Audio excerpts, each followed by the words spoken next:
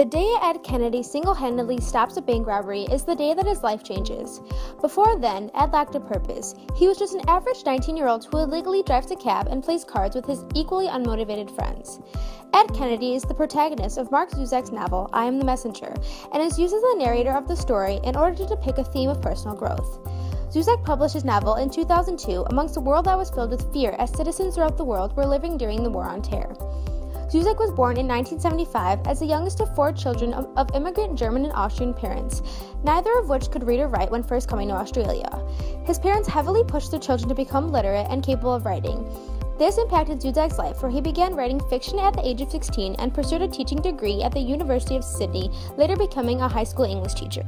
Zuzak's unique style of showcasing emotion through the narrators in his books is exemplified in all of the following: The Underdog, Fighting Reuben Wolf, When Dogs Cry, and The Book Thief. As the narrator and the protagonist, Ed Kennedy's first-person point of view only allows the reader to see the story unfold through his eyes. No one recognizes me, no one speaks to me. Ed Kennedy.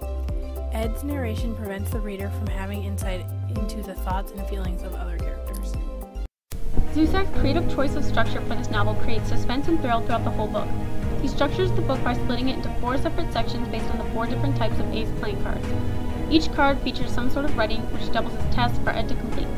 All 4 cards represent real-life problems Ed has had within his own life. Before Ed begins receiving these messages, he describes himself as a cab driver. No real career, no respect in the community, nothing. He believes that he is just a 19-year-old living a purposeless life.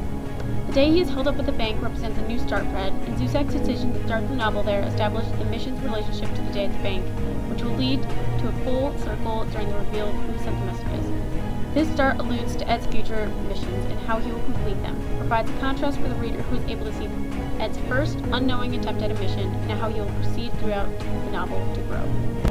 Arrive is an ace of diamonds, which features various addresses. He begins his journey at 45 Edgar Street, where he comes across a drunken man who night after night rapes his wife while his daughter weeps with fear. One night, the little girl spies Ed and says, "I'm Angelina. Are you here to save us?" The person sending the card sees the hopeless position Ed is in and sends him a gun in the mail to serve as a solution to his mission. Ed is forced to make the decision of having to either kill a man or allow the man to continue raping his wife. In order to save the family and himself, he takes the man way out into the country and threatens to kill him if he ever comes back to his family.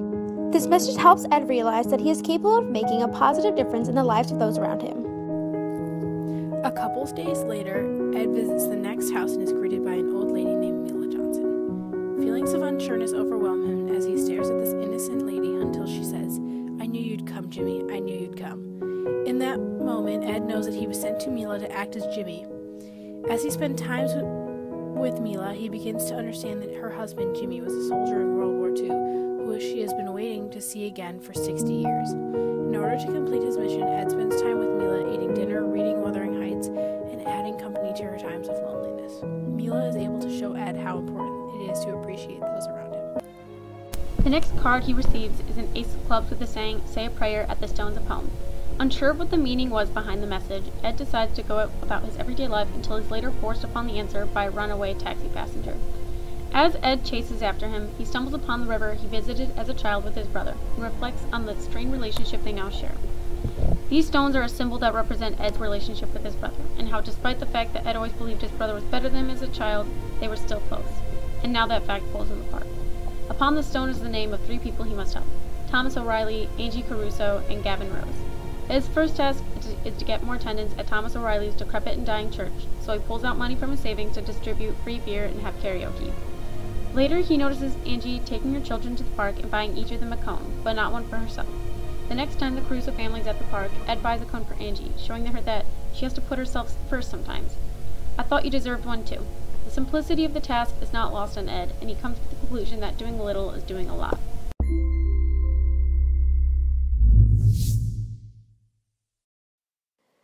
Throughout the story, the cards act as symbols of problems he experiences within his own life. As he continues to receive cards, his journey becomes even more difficult. His path towards growth includes many challenges which are displayed in Gary Legister's poem, Overcoming Obstacles. Legister proclaims within his poem, "Success is not worth having if there are no mistakes. There is an ability that lies beyond the solar pole." Ed encounters tough situations with these cards, including a rapist and brothers that attack him, yet these situations transform him into a man filled with life and purposefulness. The third card is the Ace of Spades. He begins this card by visiting Glory Street, where he sees a house with rundown Christmas lights. He realizes that this family is working hard to make ends meet and decides that he can help them by giving them new Christmas decorations. This small act of kindness shows him that the little things in life can go a long way. Sometimes people are beautiful, not in looks, not in what they say, just in what they are. Ed Kennedy.